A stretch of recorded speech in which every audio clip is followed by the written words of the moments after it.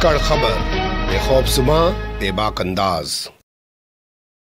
धाकड़ खबर के news room से मैं आपके साथ हूं अकरम रईस खान। फिर से एक बार मुंबई पुलिस के सामने दिल्ली पुलिस निकम्मी और नाकारा साबित होती हुई नजर आ रही है। यह आसान से अल्फाज में, आसान से शब्दों में यह भी कहा जा सकता है कि फिर से एक बार मुंबई पुलिस ने दिल्ली पुलिस को फिसड्डी और बौना साबित कर दिया है। लेकिन सबसे बड़ा सवाल आपके जहन में यह आ सकता है कि वो आधार क्या है जिसके दम पर यह सवाल खड़ा हो रहा है कि दिल्ली पुलिस फिर से एक बार निकम्मी नाकारा साबित हो गई है।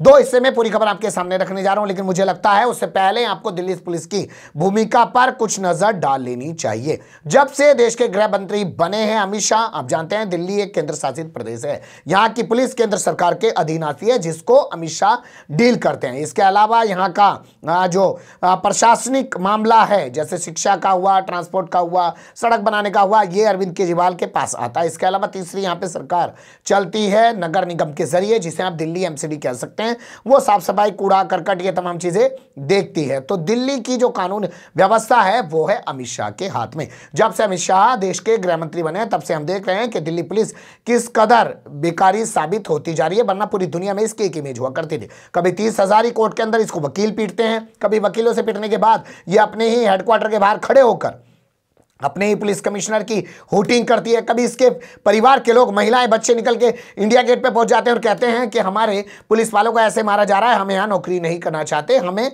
सिक्योरिटी चाहिए। कभी आपने देखा होगा कि जेएनयू में घुस के गुंडे स्टूडेंट्स को मारते हैं, आज तक ये पुलिस उनको पकड़ नहीं पाती है। और कभी किसी ना किसी तरीके से दिल्ली दंगे के मामले में दिल्ली पुलिस की भूमिका पे सवाल खड़े होते ही रहते हैं। अदालत लगातार सवाल खड़े करते ही रहती है। लेकिन ये तमाम सवाल, गंभीर मुद्दा ये है कि अमित शाह के गृह मंत्री बनने के बाद खड़े हो रहे हैं। अब उस खबर की तरफ चलते हैं जिसके आधार पे सवाल खड़ा हुआ है कि मुंबई पुलिस ने फिर से एक बार दिल्ली पुलिस को फिसड्डी और बौना साबित कर दिया है। देखिए, अखबारों में छवि खबरों के मुताबिक बताया जा रहा है कि क्लब हाउस में मुस्लिम लड़कियों को लेकर आपत्तिजनक बातें करने वालों को मुंबई पुलिस ने हरियाणा से गिरफ्तार कर लिया है। 3 लोगों को मुंबई पुलिस की साइबर सेल ने गिरफ्तार किया है। और इसी के बाद यह सवाल खड़ा हो गया है कि आखिर मुंबई पुलिस है और दिल्ली पुलिस वाकई में निकम्मी नाकारा पुलिस हो चुकी है। मुझे लगता है तीनों की गिरफ्तारी के बारे में आपको बताऊं, उससे पहले आपको बता देना यह जरूरी होगा कि यह क्लब हाउस है क्या। देखिए, पहले आया था सुल्ली डील, उसके बाद आया बुल्ली बाई ऐप, जहां पे मुस्लिम लड़कियों की नीलामी की जा रही थी, उनके फोटो डाल के तमाम तरीके की बातें की जा रही थी। उसी तरीके का एक प्लेटफॉर्म है, लेकिन यहां ऑडियो के जरिए बोल के, जैसे हम व्हाट्सएप पे मैसेज भी देते हैं ना ऑडियो रिकॉर्ड करके, वैसा ऑडियो के जरिए यहाँ पे आपस में चैट किया जाता है। तो एक यहाँ ये बनाया गया क्लब हाउस पे एक ग्रुप, और ग्रुप बनाने के बाद वहाँ पे मुस्लिम लड़कियों को लेके, महिलाओं को लेके आपत्तिजनक बातें की गई। मामला संज्ञान में आने के बाद दिल्ली महिला आयोग के अध्यक्ष ने दिल्ली पुलिस को लेटर लिखा, कहा कि FIR दर्ज के 5 दिनों में कार्रवाई करें, लेकिन दिल्ली पुलिस कुछ नहीं कर पाई। वहीं दूसरी ओर रजा एकेडमी, जो मुंबई और महाराष्ट्र की एक बड़ी सामाजिक संस्था मानी जाती है, और शिवसेना की राज्यसभा सांसद प्रियंका चतुर्वेदी वो भी इस मामले में एक्टिव, और उन्होंने मुंबई पुलिस से कार्रवाई करने को कहा। तो मुंबई पुलिस ने FIR दर्ज की, और FIR दर्ज करने के बाद हरियाणा से 3 लोगों को गिरफ्तार कर लिया। जो सबसे अहम आदमी इसमें पकड़ा गया, जो मास्टरमाइंड बताया जा रहा है, उसका नाम है आकाश। उम्र महज 19 साल है, करनाल का रहने वाला है। आप जानते हैं करनाल वो जगह जहां से मनोहर लाल खट्टर खुद मुख्यमंत्री हैं। इसने 2 ग्रुप बनाए थे क्लब हाउस पर, और दोनों ग्रुप का ये मॉडरेटर बताया जा रहा है। इसने अपना नाम छिपाने के लिए KLXD वर्ड्स का इस्तेमाल कर रखा था, अपना नाम इसने छुपा रखा था। लेकिन मुंबई पुलिस की गिरफ्त से बच नहीं पाया। मुंबई पुलिस ने इसको दबोच लिया। ट्रांजिट रिमांड पर लेकर मुंबई पुलिस इसको मुंबई के लिए रवाना हो चुकी है। 3 दिन का ट्रांजिट रिमांड मिला है। इसकी गिरफ्तारी के बाद मुंबई पुलिस ने 2 लोगों को और हरियाणा से गिरफ्तार किया, जिनमें से एक का नाम जैष्णव धक्कड़ बताया जा रहा है, 21 साल उसकी उम्र है। इसके अलावा एक शख्स और पकड़ा गया जिसका नाम यश पाराशर बताया जा रहा है। ये सभी लोग 20, 22, 23 साल की उम्र के हैं। आप जानते हैं इससे पहले मामला बुल्ली बाई ऐप का आया था। उस मामले में दिल्ली पुलिस ने FIR दर्ज की थी, मुंबई पुलिस ने भी FIR दर्ज की थी, लेकिन दिल्ली पुलिस सुल्ली डील की तरह बुल्ली बाई वालों को भी नहीं पकड़ पा रही थी, जबकि मुंबई पुलिस ने सीधे बेंगलुरु में छापेमारी करके कुमार विशाल झा नाम के एक शख्स को, जो बिहार का रहने वाला था, उसे गिरफ्तार कर लिया और उसके बाद श्वेता सिंह को उत्तराखंड से गिरफ्तार किया और उसके बाद गिरफ्तार किया इस पूरे मामले में मयंक रावत को, यानी कि 3 लोगों को गिरफ्तार किया। और 3 लोगों को गिरफ्तार करने के बाद चौथे आदमी को भी परसों मुंबई पुलिस ने गिरफ्तार किया बुल्ली बाई मामले में ओडिशा से, जिसका नाम नीरज सिंह बताया जा रहा है। लेकिन दिल्ली पुलिस कुछ नहीं कर पाई थी सुल्ली डील वाले मामले में, बुल्ली बाई वाले मामले में। हालांकि बुल्ली बाई वाले मामले में दिल्ली पुलिस ने क्या किया था वो आपको आगे बता देता हूं। आप ये समझिए कि क्लब हाउस वाले मामले में ही गिरफ्तारी करने में नाकाम नहीं साबित हुई है दिल्ली पुलिस। इससे पहले बुल्ली बाई ऐप वाले मामले में, सुल्ली डील ऐप वाले मामले में भी नाकाम साबित हुई है। लेकिन सबसे पहले बात कर लेते हैं क्लब हाउस की।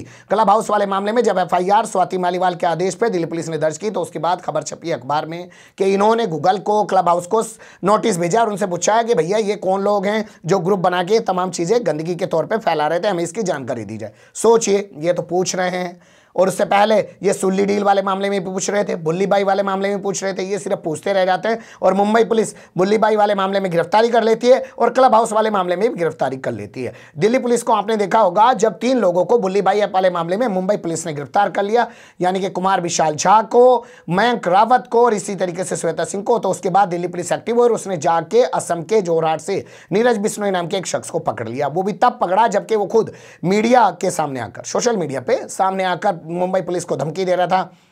तो इन्होंने जाके उसको पकड़ लिया, उसे मास्टरमाइंड बताया। उसके बाद इन्होंने उसी के बयान के आधार पर मध्य प्रदेश के इंदौर की न्यूयॉर्क सिटी में रहने वाले ओंकारेश्वर ठाकुर को गिरफ्तार कर लिया और बताया कि ये सुल्ली डील ऐप का मास्टरमाइंड है। जबकि आपको पता है सुल्ली डील ऐप का मामला जुलाई 2021 में सामने आया था, तब से पुलिस कुछ नहीं कर पा रही थी।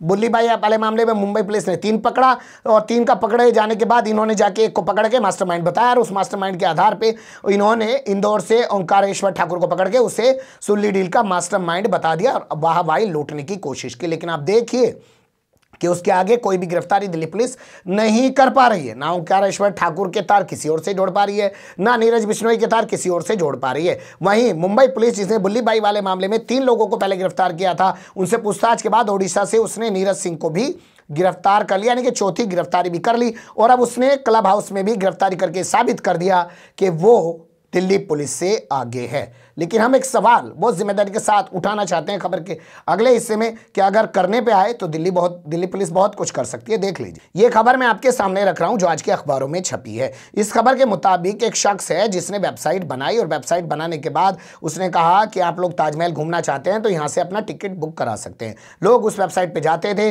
लेकिन जैसे ही वो टिकट बुक कराने के लिए पेमेंट देते थे, पेमेंट तो हो जाती थी लेकिन टिकट नहीं मिलता था। ASI यानी कि भारतीय पुरातत्व विभाग के जो DG हैं, उन्होंने इस मामले की शिकायत दिल्ली पुलिस से की। दिल्ली पुलिस ने मामले की जांच की और जांच करने के बाद एक शख्स को गिरफ्तार कर लिया। जी हां, एक शख्स को गिरफ्तार कर लिया और उसे पकड़ा दिल्ली पुलिस ने जाके। जानते हैं कहां से? उत्तराखंड से उस शख्स को दिल्ली पुलिस ने गिरफ्तार किया। वो सॉफ्टवेयर इंजीनियर बताया जा रहा है। उसका नाम है संदीप चांद, उत्तराखंड का रहने वाला है। जब लॉकडाउन लगा तो वो उस दौरान नोएडा में नौकरी किया करता था एक कंपनी में, लेकिन लॉकडाउन की वजह से उसकी नौकरी चली गई। उसके बाद उसे आइडिया आया कि फर्जी वेबसाइट बना लेते हैं, पैसा कमाते हैं। लाखों रुपए का लोगों को वो चूना लगा चुका है। ताजमहल के नाम पे उसने वेबसाइट बनाई और टिकट बेचने का वहाँ पे धंधा खोल लिया, लेकिन पैसा ले लेता था, टिकट नहीं मिल पाता था। हालांकि ऐसे कोई टिकट दे भी नहीं सकता। आप जानते हैं पूरा सिस्टम ताजमहल की टिकटिंग का जो है वो ASI के पास है। ASI ही टिकट बेच सकती हैं, लेकिन ऑनलाइन टिकट खरीदने के चक्कर में लोग इसकी ठगी का शिकार हो रहे थे। पर यह खबर ये बता रही है कि भैया अगर दिल्ली पुलिस चाहे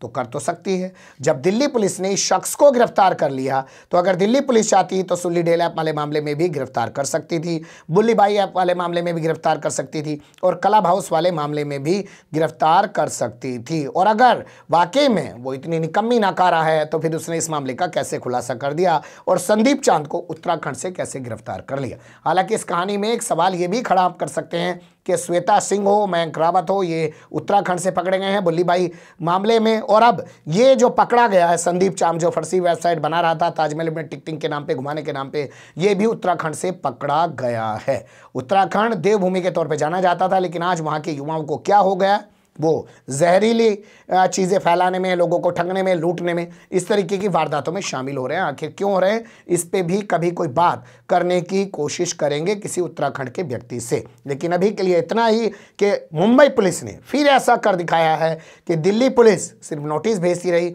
और मुंबई पुलिस ने 3 लोगों को गिरफ्तार कर लिया। बने रहिएगा धाकड़ खबर के साथ। फिलहाल कमेंट्स के रूप में आप लोग अपनी राय दे सकते हैं, खबर को लाइक कर सकते हैं, चैनल को सब्सक्राइब कर सकते हैं और ज़्यादा से ज़्यादा हमारी खबरों को शेयर कर सकते हैं। फिर ऐसे ही किसी सुलगते हुए या उलझते मुद्दे लेकर मैं आपके सामने हूँगा हाजिर। फिलहाल अभी मुझे दीजिए इजाज़त।